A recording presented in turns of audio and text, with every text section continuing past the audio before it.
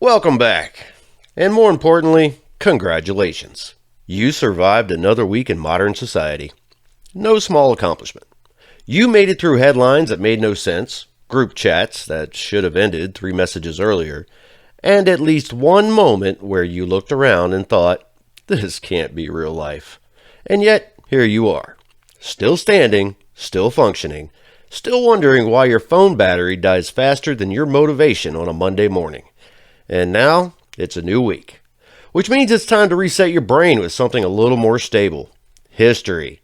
Because while this past week may have felt chaotic, history says, oh, you think that was wild? Hold my beer. This episode covers April 6th through April 12th.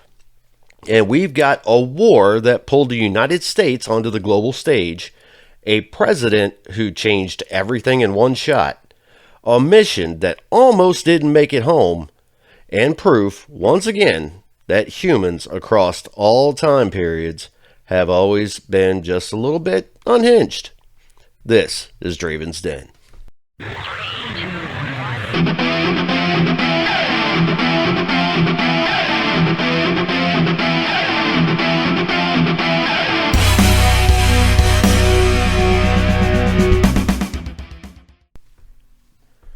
April 6th, a day that reminds us sometimes decisions echo for generations. 1917, the United States officially declared war on Germany. That declaration marked the United States' formal entry into World War I, shifting the country away from its policy of isolationism. The move was primarily driven by Germany's use of unrestricted submarine warfare and the discovery of the Zimmermann telegram, in which Germany proposed a military alliance with Mexico against the U.S. Within years, millions of American doughboys were deployed to the Western Front, providing the industrial and manpower boost that eventually tipped the scales for the Allied powers. This wasn't just a military decision. It marked America's arrival as a major global power. Before this, the U.S. was watching from the sidelines. After this, it was shaping the outcome. Some moments force a decision, and once you make it, there's no going back. April 7th, innovation meets imagination. 1827, John Walker sells the first friction matches. English chemist John Walker recorded the first sale of his friction lights, the precursor to the modern match. Walker accidentally created the mixture, a combination of antimony sulfide, that's all, folks, antimony sulfide, and potassium chlorate, while stirring chemicals with a wooden stick, which he scraped the dried glob on the hearth to remove it. It burst into flames.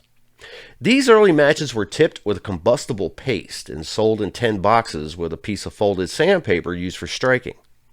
Despite evidence from friends, including Michael Faraday, Walker refused to patent his invention, believing it should be a boon to mankind rather than a source of personal wealth. As a result, others quickly copied and improvised his design. Before this, starting a fire required effort. Now, you could literally spark one with a swipe, which means humanity gained warmth, light, and the ability to accidentally set things on fire much faster. Now that's progress. A couple famous birthdays on April 7th. 1954, Jackie Chan, martial arts artist, actor, and professional defier of gravity. Billie Holiday, 1915, one of the most influential jazz voices in history. Small inventions can change daily life forever, even if they seem simple at the time. April 8th, a turning point in modern history. On April 8th, 1974, Hank Aaron hit his 715th home run, surpassing Babe Ruth. That legendary home run happened at Atlanta Fulton County Stadium during the 4th inning against the Los Angeles Dodgers. Aaron sent a fastball from pitcher Al Downing over the left field wall to break a record that many believe would never be touched. The moment was famously captured by broadcaster Milo Hamilton, who exclaimed, A new hammering king was born, as two fans ran onto the field to congratulate Aaron while he rounded second base. This wasn't just sports, it was culture. Aaron broke barriers while facing intense racism and threats. And still, he stood in that moment and made history. April 8th. Sometimes greatness isn't just talent, it's endurance. April 9th. Leadership and legacy. 1865.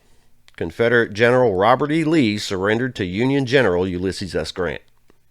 The terms of the surrender at Appomattox were remarkably lenient, designed by Grant to encourage reconciliation rather than punishment. Confederate officers and soldiers were paroled, meaning they could return home without fear of prosecution for treason, as long as they obeyed the laws and did not take up arms against the U.S. again. Confederate arms, artillery, and public property had to be stacked and turned over to Union officers. Confederate officers were allowed to keep their sidearms, which meant pistols and swords. Officers were allowed to keep their private horses and baggage. Crucially, at Lee's request, Grant also allowed enlisted men, that was the cavalry and artillery, who owned their own horses to keep them for spring planting. Grant immediately ordered 25,000 rations be issued to the hungry Confederate troops. Grant's approach set a tone of peace, avoiding the humiliation of a traditional surrender ceremony with prisoners of war. The Civil War wasn't officially over yet, but this moment effectively ended it. 4 years of devastation, coming to a close in a quiet meeting. Even the biggest conflicts can end in a single room. April 10th, a reminder that not all journeys go as planned. 1970 was the day before the launch of Apollo 13, when the crew posed for their final pre-flight photos. Then on April 11th, they flew into the history books. The mission, which was intended to be the third lunar landing, is famously remembered as a successful failure.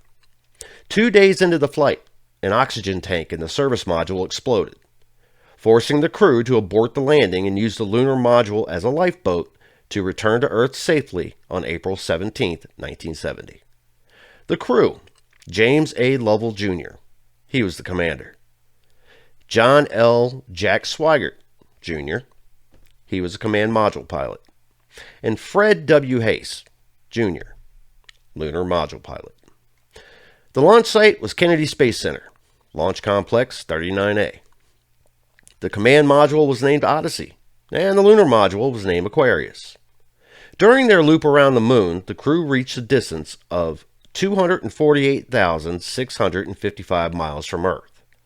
At the time, a record for the farthest humans have ever traveled from our planet, which was recently broken by the Artemis mission.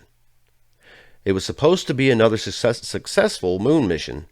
Instead, an oxygen tank exploded mid-flight, turning it into a survival story. Houston, we have a problem. Understatement of the century. The crew made it home safely because of teamwork and provision and calm under pressure. Plans fail. People adapt. That's where real success lives. Now, April 11th, power shifts quickly. 1968, President Lyndon B. Johnson signed the Civil Rights Act of 1968. That's a huge moment for U.S. history. Often called the Fair Housing Act, it was signed just 1 week after the assassination of Dr. Martin Luther King Jr. While the 1964 Act tackled voting in public spaces, this one focused on ending discrimination in housing, making it illegal to refuse to sell or rent to someone based on their race, religion, or national origin. A moment of tragedy, followed by legislative change. Sometimes progress comes at a cost. That doesn't make it less important. April 12th, 1961. Soviet cosmonaut Yuri Gagarin made history as the as the first human to travel into space and orbit Earth, completing a 108-mile mission aboard Vostok 1. Launched from Baikonur Cosmodrome, The 27-year-old pilot completed one orbit before ejecting and parachuting to safety, solidifying a major Soviet victory in the space race. His ship, the Vostok 1, was largely automated. He reached a maximum altitude of roughly 203 miles before returning. Gagarin did not land inside the capsule. He ejected approximately 20,000 feet and parachuted separately.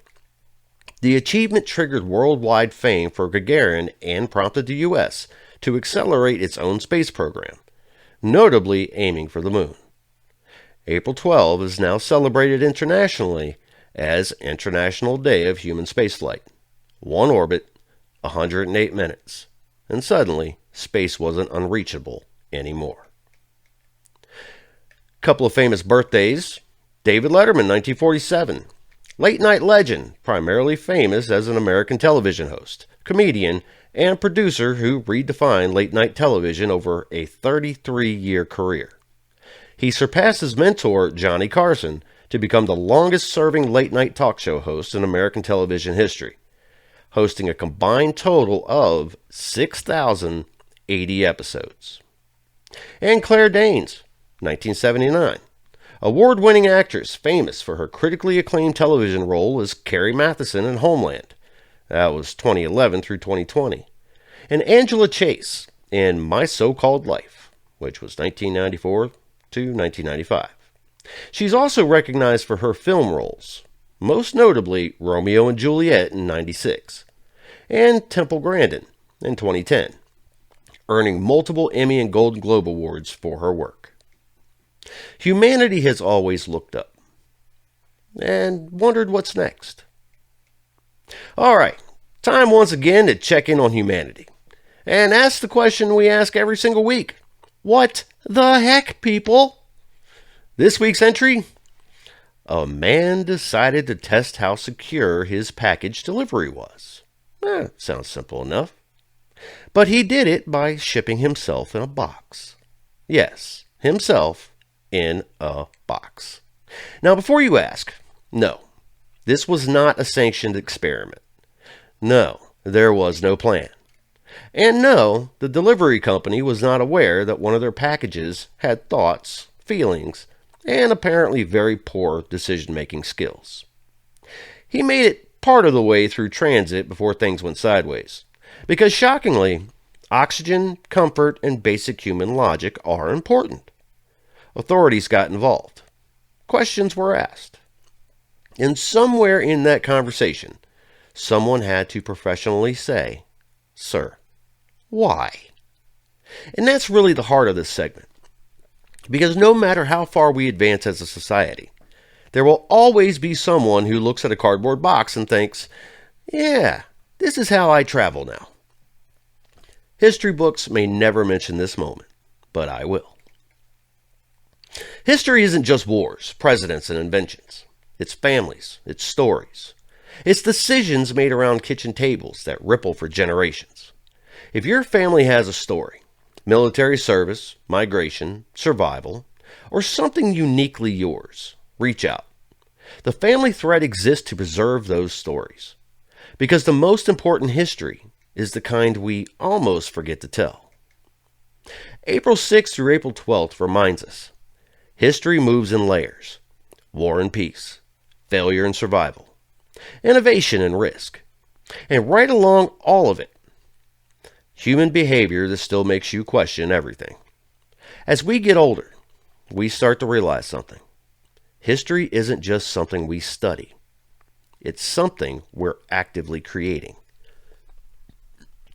Every decision, every reaction, every moment we choose how to respond under pressure. That's the real story. So this week, pay attention, because one day, this moment might matter more than you think. I'm Stan Miles, and that's the rest of history. Stay curious.